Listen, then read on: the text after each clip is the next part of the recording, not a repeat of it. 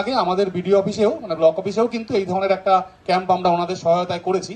আমাদের অফিসের স্টাফদেরকে নিয়ে এবং লাইন ডিপার্টমেন্টের আশেপাশের কিছু স্টাফদেরকেও আমরা আমন্ত্রণ জানিয়েছিলাম। তারা এসে এরকম এই চেক আপের কাজটা করেছে।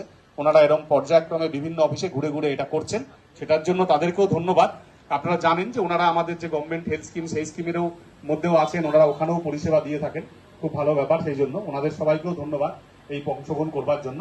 আমি সবাইকে বলবো চাইবো যে আপনারা যারা এখানে আছেন সবাই এখানে পরীক্ষা নিরীক্ষা করাবেন এবং পরীক্ষা নিরীক্ষা করানোর পরে যদি কোনো কিছু ধরা পড়ে অবশ্যই ফলো আপ চিকিৎসাটা করাবেন। মানে আজকে এখানে করানোর পরে হয়ে গেল ঠিক আছে দেখছি এরকম করে জিনিসটাকে ফেলে রাখবেন না, তাহলে এটা পরবর্তীকালে কিন্তু আরো বড় কোনো রোগের আকার ধারণ করতে পারে। এবং এটা শুধু এখানেই থেমে গেলে চলবে না, আমার সবার কাছে অনুরোধ থাকবে আপনাদের ডিউটির এমনি খুব টাইম জ্ঞানের ব্যাপার নেই, সারা রাত হয়তো কাজ করে আবার সকালে করতে হয়, শারীরিক সুস্থতাটা খুব দরকার, ফিটনেসটাও খুব দরকার। সেই জন্য আমি সবাইকে চাইবো যে এটা যেমন ওসি সাহেব নিজস্বভাবে আয়োজন করলেন থানাগতভাবে, আপনারা নিজেরাও।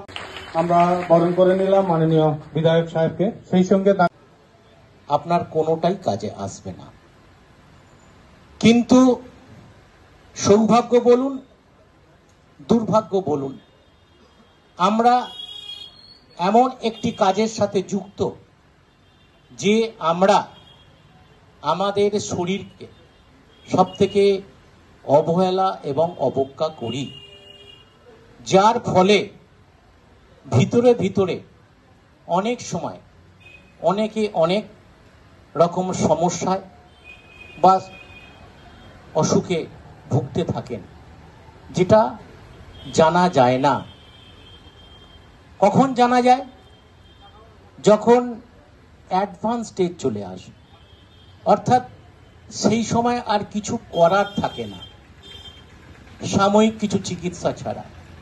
সেই জন্য এই ধরনের স্বাস্থ্য শিবিরের মাধ্যমে, স্বাস্থ্য পরীক্ষা শিবিরের মাধ্যমে, সেই দিকে তাকিয়েই কিন্তু আজকে সুন্দরবন পুলিশ জেলার মাননীয় পুলিশ সুপার ডক্টর কোটেশ্বর রাও আইপিএস স্যারের প্রত্যক্ষ পরিচালনায় এবং নেতৃত্বে সুন্দরবন পুলিশ জেলার প্রত্যেকটি থানাতে ক্যালেন্ডার করে দেওয়া হয়েছে, দিন নির্দিষ্ট করে দেওয়া হয়েছে যে কোথায় কোন দিন কাদের কাদের নিয়ে বিনামূল্যে স্বাস্থ্য পরীক্ষা শিবির পালন করা হবে। যেটা একটু আগে আমাদের মাননীয় এমএলএ সাহেব বলছিলেন যে উনার এতদিনের সুদীর্ঘ রাজনৈতিক জীবনে উনি এটা দেখেননি যে কোনো থানার দিক থেকে বা থানার পক্ষ থেকে কোনো মেডিকেল চেক আপ ক্যাম্প এভাবে অনুষ্ঠিত হচ্ছে। সময়ের সাথে সাথে আমাদের পুলিশিংও কিন্তু অনেক পাল্টে গেছে। যদি আমরা পিছনে কয়েক বছর পিছনে চলে যাই, 5-6 বছর আগে, যখন 2020 সালের মার্চ মাস নাগাদ কোভিড নামক একটা অসুর সমস্ত দিকে তার দাঁত নখ বের করে থাবা বসিয়েছে, সে সময় কিন্তু অন্যান্য এমার্জেন্সি সার্ভিসের মতো পুলিশ ডিপার্টমেন্টের প্রত্যেকটি সদস্য নিজের জীবনকে বাজি রেখে, নিজের পরিবারের সদস্যদের জীবনকে বাজি রেখে আমরা কিন্তু মানুষের দ্বারে দ্বারে পৌঁছে গেছিলাম, তাদের প্রত্যেক যে জীবন ধারণের যে বেসিক যে আইটেমগুলো সেগুলো সরবরাহ করার চেষ্টা করেছি। তো সেক্ষেত্রে মাথায় রাখতে হবে কোনো জায়গায় বা কোনো যুদ্ধে বা কোনো রকম বিপদে ঝাঁপিয়ে পড়তে গেলে আগে নিজেকে সুরক্ষিত রাখতে হয়। যেমন আমরা রাস্তায় চলতে গেলে যদি 2 হুইলার চালাই, নিজেকে বাঁচিয়ে রাখার জন্য, নিজেকে সেফ রাখার জন্য আমরা হেলমেট পরি। তাহলে হেলমেট যদি আমি পরি তাহলে আমি নিজে সুরক্ষিত থাকবো এবং রাস্তার অন্য লোকদেরকেও আমরা সুরক্ষিত রাখতে সহযোগিতা করতে পারবো। একই রকম ভাবে আমি তখনই কিন্তু অন্যের বিপদে ঝাঁপিয়ে পড়ে তাকে সুস্থ করে তুলতে পারবো, তাকে বিপদ থেকে বের করে আনতে পারবো যদি আমি নিজে সুস্থ থাকি। তো সেই সুস্থতার যে অঙ্গীকার তাকে শিলমোহর দিতেই আমাদের সুন্দরবন পুলিশ জেলার মাননীয় পুলিশ সুপার কোটেশ্বর রাও স্যারের নেতৃত্বে আমরা আজকে কুলপি থানাতে এই বিনামূল্যে স্বাস্থ্য পরীক্ষা শিবিরের আয়োজন করেছি এবং এতে আমাদের যোগ্য সম্পদ দান করছেন বিপি পোদ্দার হাসপাতালের ম্যানেজমেন্ট। কারণ এই দুটি সার্ভিস আজকে আমরা এখানে যারাই উপস্থিত আছি প্রত্যেকেই কিন্তু এমার্জেন্সি সার্ভিসে আছি। আমাদের এমএলএ সাহেব, তাকেও যখন তখন বিভিন্ন রকম দুর্যোগে, আবহাওয়ায়, যে কোনো পরিস্থিতিতে 24 ঘন্টা তাকে সজাগ থাকতে হয়। আমাদের পুলিশ ডিপার্টমেন্ট তো আছেই, আমাদের মেডিকেল ডিপার্টমেন্ট যারা আছেন তারাও কিন্তু এমার্জেন্সি সার্ভিসের অন্তর্গত, আমাদের বিডিও সাহেব আছেন, বিভিন্ন বিষয়ে কিন্তু তাদেরকেও সজাগ থাকতে হয়। সুতরাং আমরা তখনই 24x7 জনজনকে আমরা সেবা প্রদান করতে পারবো। আমরা প্রত্যেকটা সার্ভিসে বিলং করি, সার্ভিস মানে সেবা। তো আমি তখনই সেবা করতে পারবো যদি আমি আমার নিজেকে আগে সেবা করতে পারি, আমি আগে নিজেকে সুরক্ষিত রাখতে পারি। তেমনি যেটা একটু আগে এমএলএ সাহেব বলছিলেন যে আমাদের পরিবারের কেউ যদি অসুস্থ হয়, বা বিডিও সাহেব বলছিলেন যে পরিবারের কেউ অসুস্থ হওয়া মানে কিন্তু তিনি বা নিজে অসুস্থ হওয়া না, তার মানে হচ্ছে তার সঙ্গে তার পরিবারের সকলের মানসিক অসুস্থতা, যতক্ষণ না তিনি আবার আগের জায়গায় ফিরে আসবেন, একটা মনের ওপর প্রেশার টেনশন থাকে, এবং তাকে নিয়ে ছোটাছুটি করার জন্য শারীরিক অসুবিধা এবং আর্থিক অসুবিধা। আমরা আজকের এই বিনামূল্যে স্বাস্থ্য পরীক্ষা শিবিরটি তখনই কিন্তু সাফল্যমণ্ডিত হবে যদি আজকে সবাই এখানে সেই চেক আপটা করিয়ে যার যার অবজারভেশন, মাননীয় চিকিৎসক বৃন্দর যে সমস্ত অবজারভেশন, যদি কোনো রকম ফলো আপ থাকে, যদি কোনো রকম ফার্দার এক্সামিনেশনের দরকার থাকে, যদি সেটাই করি তখনই কিন্তু আমাদের এই অনুষ্ঠানটা ফুল ফ্লেজেড হবে, অর্থাৎ যে বৃত্তটা পূর্ণ হবে।